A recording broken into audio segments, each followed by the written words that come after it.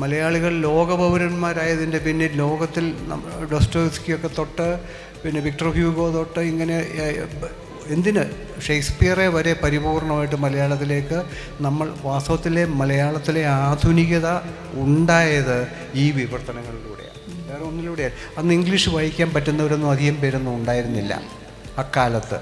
ഡയറക്റ്റായിട്ട് ഇംഗ്ലീഷ് വായിക്കുക. കേസരി ബാലകൃഷ്ണപിള്ളയ്ക്കായിരുന്നു ഇംഗ്ലീഷിന്മേലുള്ള ആ ഒരു ആധിപത്യം സുനിലിനൊക്കെ നന്നായിട്ടറിയാം. അദ്ദേഹത്തിന് ഈ ഭാഷയൊക്കെ അറിയായിരുന്നു.